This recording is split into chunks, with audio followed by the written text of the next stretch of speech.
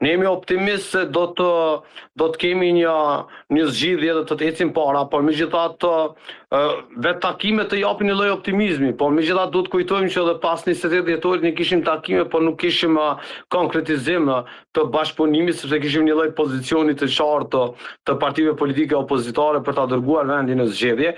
Unë uroj që partitë politike opozitare të kenë hequr dorë nga kjo çështja 18 muajshe të destruktivitetit dhe të bllokimit të procesit të krijimit të institucioneve dhe nëse veç kanë hequr dorë, natyrisht jam I bindur që do të gjendet një zgjidhje, por duhet të ketë një minimum vullneti tek opozita e që maksimumi I gatishmërisë sonë që është I pranishëm do ta mundsoj një marrëveshje. Është mirë që të jepet kohë e mjaftueshme diskutimeve të drejtuesve të partive politike, me shpresë që do të ketë natyrisht të vullnet dhe do të ketë çështje konstruktive për të krijuar institucionet.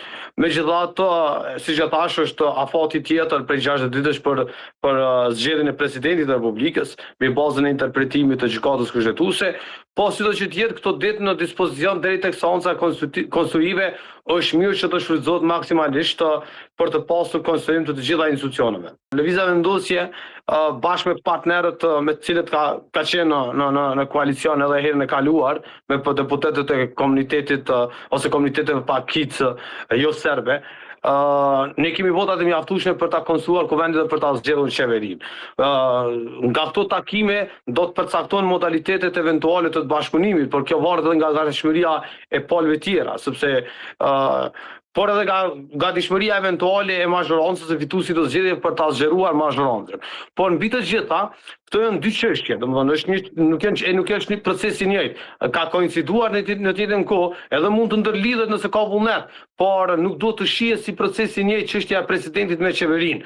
Mund të mos jesh pjesë e qeverisë, por duhet të jesh konstruktiv për ta gjetur një zgjidhje për presidentin e Republikës. Këto janë procese që nuk janë të ndërlidhura, mund ta ndikojnë njëra tjetrën, por janë procese komplet paralele. Domethënë proceset e brendshme të DDK-s janë punë të tyre, ndërkohë që afatet kushtetuese për krijimin e institucioneve janë strikte.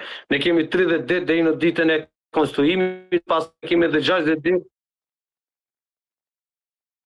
Po e kuptoj, po aktualisht LDK ka këtë leadership, domethënë edhe për ne komunikimi do të bëhet me drejtuesit legale dhe legjitim. Nëse ndryshon diçka në mesko, ajo është çështje tjetër. Por aktualisht komunikimi bëhet me kryetarin e LDK-s, me zotin Abdi Gjiku, dhe takimi ka ndodhur me të. Por është shumë e rëndësishme të hiqet dorë nga ky plani